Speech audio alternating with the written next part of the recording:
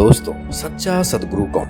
ये सवाल सुनने और पढ़ने में आसान लग रहा होगा, लेकिन हकीकत इसके बिल्कुल विपरीत है। सबसे पहले तो आपको ये बता देते हैं कि सद्गुरु कोई इतनी सस्ती व आसान वस्तु नहीं है जिसे हर कोई प्राप्त कर सके। सद्गुरु की शरण पाने के लिए देवता भी तरसते हैं, लेकिन वर्तमान समय में गुरुओं की भरमार है। देश दुनिया में भक्ति और भगवान के नाम से हजारों लाखों सद्गुरु बने बैठे हैं। अब ऐसे में सवाल यह उठता है कि सच्चा सद्गुरु कौन? अपने अपने धर्म पंथों में अपने अपने गुरुओं को, सद्गुरु को सच्चा बता रहे हैं, लेकिन यह फैसला कैसे हो कि सच्चा कौन? दोस्तों, वीडियो अंत तक देखते जाइए, आप अपने आप ही फैसला कर लेंगे कि सच्चा सद्गुरु कौन है। तो सबसे पहले आपको हम ये बता देते हैं कि सच्चा सद्गुरु कौन होता है और मानव देहधारी प्राणियों को सद्गुरु की आवश्यकता क्यों होती है। सद्गुरु वह अनमोल खजाना होता है जिसे प्राप्त करके मानव हमेशा हमेशा के लिए अमर हो जाता है। सद्गुरु से मिलने के बाद अनेकों लाभ प्राप्त होते हैं। जैसे सद्गुरु मिलने के बाद मनुष्य के सर्व दुख दूर हो जाते हैं, हर प्रकार का रोग कष्ट नष्ट हो जाता है। सद्गुरु शरण ग्रहण करने के बाद मनुष्य सर्व सुखी हो जाता है। सद्गुरु ही है जो मोक्ष कराता है। सद्गुरु उम्र भी बढ़ा सकता है। सद्गुरु मुर्दे को जिंदा भी कर सकता है। सद्गुरु मिलने से मनुष्य का अंधविश्वास पाखंड खत्म हो जाता है। सभी प्रकार की बुराइयां दूर हो जाती हैं। सद्गुरु 84 लाख योनियों में से जाने से बचा लेता है। सद्गुरु के ऐसे कितने गुण गाएं। कबीर साहब जी ने कहा है कि 7 समुद्र की मसी करूं, लेखनी करूं बन राय, धरती का कागज करूं, गुरु गुण लिखा न जाए।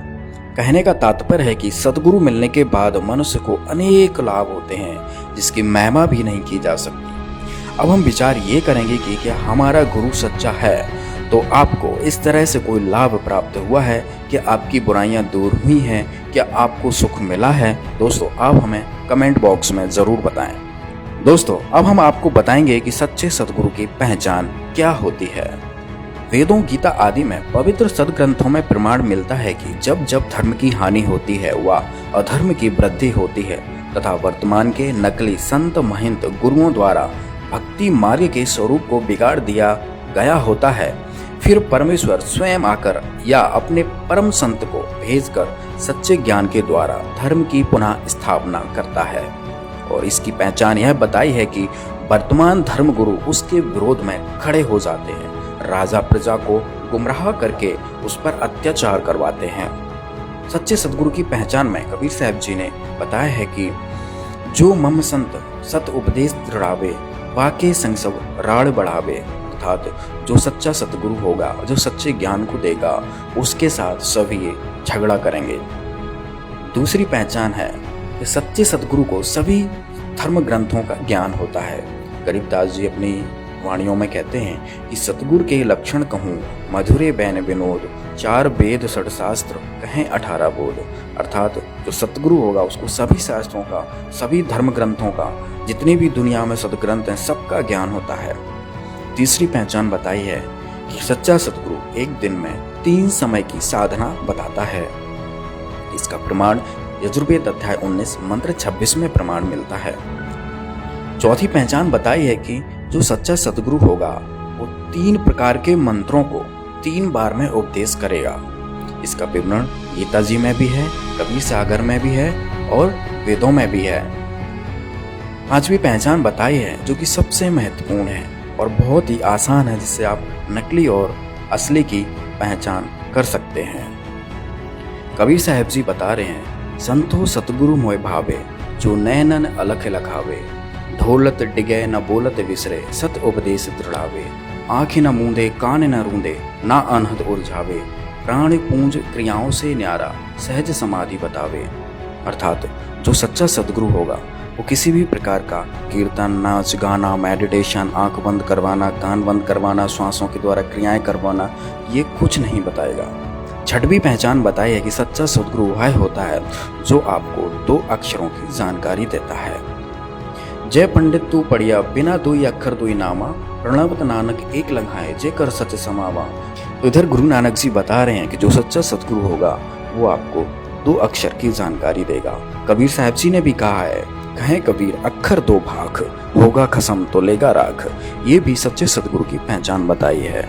सातवीं पहचान बताई है कि जो गीता अध्याय 15 के पहले श्लोक में लिखा हुआ है, जो इस संसार रूपी उल्टे हुए वृक्ष की संपूर्ण जानकारी दे देगा, वह सच्चा सतगुरु है।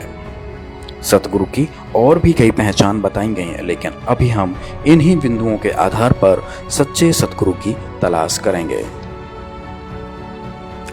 सच्चे गुरु की तलाश में दुनिया भर के गुरुओं की लिस्ट बनाई और उनके समर्थकों के साथ संपर्क साधा। हमारे शास्त्रों में जो सच्चे सतगुरु की पहचान बताई है, वो एक एक से सभी धर्म गुरुओं पर फिट बैठाने की कोशिश की, तो एक महापुरुष को छोड़कर सतगुरु की पहचान किसी पर भी फिट नहीं होती है। कोई मेडिटेशन करवाता है तो कोई नाच गाना करवा के भजन कीर्तन करवाता है, और इन गुरुओं में से कोई भी 3 बार की साधना नहीं बताता है और 3 बार में कोई मंत्र नहीं देता है। इन सभी धर्म गुरुओं का कोई भी जनता द्वारा ज्ञान का विरोध नहीं किया गया, और इनमें ऐसा कोई भी गुरु नहीं था जिसको 4 वेद, 6 शास्त्र, 18 पुराण, कुरान, बाइबल आदि सभी धर्म ग्रंथों का ज्ञान हो या ज्ञान खोला हो। और इनमें से ऐसा कोई भी नहीं था जिसको 2 अक्षर का भेद हो, जिसको 2 अक्षर की जानकारी हो। दूसरी तरफ सच्चे सतगुरु की पहचान में संत रामपाल जी महाराज पर एक एक पॉइंट सही फिट बैठा। तो आइए देखते हैं। तो सबसे पहला पॉइंट कि जो सच्चा सतगुरु होगा उसके साथ लोग झगड़ा करेंगे, उनके ज्ञान का विरोध करेंगे। तो संत रामपाल जी महाराज जी के साथ ही ऐसा हुआ है कि आज तक संत रामपाल जी महाराज के ज्ञान का विरोध हमेशा नकली संतों, महंतों के द्वारा होता आया है। दूसरी पहचान थी कि जो सच्चा संत होगा, जो सच्चा सतगुरु होगा, उसको सभी धर्म ग्रंथों का ज्ञान होगा। तो यह पॉइंट भी संत रामपाल जी महाराज पर फिट बैठता है, क्योंकि संत रामपाल जी महाराज ने ही चारों वेदों को खोलकर दिखाया। वेद, गीता को, कुरान को, बाइबल को, सभी सदग्रंथों को खोलकर दिखाया है। तीसरी पहचान कि संत रामपाल जी महाराज जी अपने साधकों को एक दिन में 3 बार की साधना बताते हैं। और चौथी पहचान भी संत रामपाल जी महाराज पर फिट बैठी कि संत रामपाल जी महाराज ही 3 मंत्रों को 3 बार में देते हैं। पांचवी पहचान, संत रामपाल जी महाराज ना मेडिटेशन करवाते हैं, ना भजन कीर्तन, नाच गाना करवाते हैं, ना आंख कान बंद करवाते हैं, और ना भी किसी प्रकार की श्वास की क्रियाएं करवाते हैं। वो मंत्रों को देकर एक सहज समाधि, सहज भक्ति बताते हैं। छठवीं पहचान भी संत रामपाल जी महाराज पर सटीक बैठी कि संत रामपाल जी महाराज ने ही अपने साधकों को, अपने भक्तों को, दुनिया को बताया कि जिसके पास 2 अक्षर का मंत्र सतनाम नहीं है, उसका मोक्ष नहीं हो सकता, क्योंकि सतनाम ही है जो मोक्ष में सहायक होता है। सतनाम के बाद फिर सार नाम व शब्द मिलता है। और 7वीं पहचान जिसमें बताया गया है कि जो उल्टे लटके हुए वृक्ष की पूरी जानकारी दे देगा, वो सच्चा सतगुरु होगा। तो इतने धर्म गुरुओं में आज तक कोई भी 15वें अध्याय के पहले श्लोक को नहीं खोल पाया है, और न किसी ने इस श्लोक की व्याख्या की है। संत रामपाल जी महाराज ने ही 15वें अध्याय के प्रथम श्लोक 1 से लेकर 4 तक सबको खोल के बताया कि उल्टा लटका हुआ वृक्ष कौन है, जड़ कौन है, तना कौन है, पात कौन है। कबीर साहब जी ने भी कहा, अक्षर पुरुष एक पेड़ है, निरंजन वाक्य डार, और तीनों देवा शाखा है, ये पात रूप संसार। तो संत रामपाल जी महाराज ने ये भी ज्ञान खोल दिया। इससे सिद्ध हुआ कि संत रामपाल जी महाराज ही सच्चे सतगुरु हैं। तो दोस्तों, तो इस पूरी पृथ्वी पर 7 अरब आबादी में केवल संत रामपाल जी महाराज ही हैं जो सच्चे सतगुरु हैं। तो कहते कोटों में कोई नहीं रहे झूमक रहा, अरबों में कोई गर्क सुनो रहे झूमक रहा। अरबों में, उसमें अरबों में गर्क गरीबदास जी थे, आदरणीय गरीबदास साहिब जी, उसकी कोई सुना नहीं था। अरबों यानी पूरे विश्व में एक है। तो अरबों में आज इस दास के ऊपर कृपा है, इस परमपिता परमेश्वर कबीर भगवान की। इस पृथ्वी पर इस दास के अतिरिक्त तत्व ज्ञान से परिचित नहीं है। उनके पास ये गर्क का अर्थ होता है, यानी सब तरह से कंप्लीट है। जो कह रहा अच्छा गर्क है भाई, यानी कोई चीज को ठोक ठोक कर रखा हो ना बोरी में, जो कति गर्क ठोक रखा भाई, खांड में रखी हो और भी हो। तो यानी वो चीज कहते हैं जिसके पास कंप्लीट इन ऑल रिस्पेक्ट, जैसे उसको आदेश भी हो, अर्यो ज्ञान हो, नाम देने का आदेश हो, अधिकार हो, तो ये सब सारे जो है ना फॉर्मेलिटी उसके ऊपर पूरी हो उसके पास, वो तो अरबों में एक पावेगा, अरबों में कोई गर्क सुनो रहे झूम न। इस ज्ञान को सुनकर दास से ये चोर हो गए होंगे, एक दो चोर नाम देने लग भी जाएंगे तो उनसे कोई लाभ नहीं होना, क्योंकि वो अधिकारी नहीं है। अब जैसे पुण्यात्माओं, जब राजा परीक्षित को 7वें दिन सर्प ने डसना था और व्यास जी ने श्रीमद् सुधा सागर यानी श्रीमद् भागवत सुधा सागर का लेखन कार्य किया था, राइटर था उसका वो, उसने भी ये कह दिया था कि मैं अधिकारी नहीं हूं ये कथा सुनाने का। और वहां और भी जितने ऋषि महर्षि थे सब ने पल्ला झाड़ दिया कि नहीं, हम किसी के जीवन के साथ खिलवाड़ नहीं कर सकते।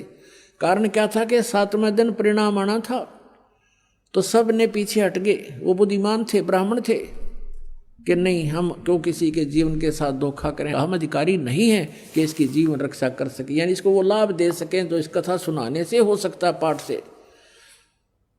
तो सुखदेव जी बुलाए गए थे स्वर्ग से उन पांडवों की प्रार्थना से। पांडवों ने अपने पुण्य दिए, क्योंकि वहां तो सिक्के पुण्य के चले हैं स्वर्गलोक में, स्वर्गलोक में से उसके आने और जाने का विमान का खर्चा उन पुण्यों का वहां से प्राप्त हुआ था उसको पांडवों से। तो यहां आकर के उस कहते सुखदेव ने 7 दिन वो कथा सुनाई थी। उस समय ये कहाँ गए थे ब्राह्मण जो आज जगह जगह कथा करते फिरे, कहाँ गए थे ये संत जो आज जहाँ देखा वहीं संत और दुनिया ने गुमराह करें बैठे हैं। तो वो बुद्धिमान थे, समझदार थे, इसलिए उन्होंने ये रिस्क मोल नहीं लिया। और जितना लाभ उस कथा से होना था वो भी सुखदेव जी के मुखारविंद से उच्चारित होने से हुआ, क्योंकि जिसके पास कोई शब्द शक्ति होती है उसी के द्वारा दिए गए वचन से कुछ लाभ हो सकता है। अब जैसे एक कोई कार्य हो रहा था सड़क का, सड़क बना रहे थे, तो वहां एक आम व्यक्ति जाकर कहता है कि तुम ऐसा कर दो, वो नहीं कर रहे थे और अधिकारी के पास उन्होंने प्रार्थना की, अधिकारी नाते कहा कि तुम ऐसा कर दो, तो उस अधिकारी के कहते उन वर्करों ने वैसे ही कर दिया, क्योंकि अधिकारी के वचन में शक्ति थी और उनके वचन में शक्ति नहीं। तो ऐसे ही परमात्मा से जो कनेक्टेड है, सरकार का जो व्यक्ति हो गया यानी जो उसका नौकर है, उससे ही आगे काम हो सकते हैं, आम व्यक्ति के कहने तो वो कार्य नहीं हो सकते, इतना समझ लेना। तो इस प्रकार हम अब जो कथा करते पढ़ते हैं, तो गरीबदास साहब ने कहा था ये पैसे ऊपर नाच सुनो रहा जो मकरा, इन्हें कथा से कोई लेना देना नहीं, पैसे चाहिए इनको।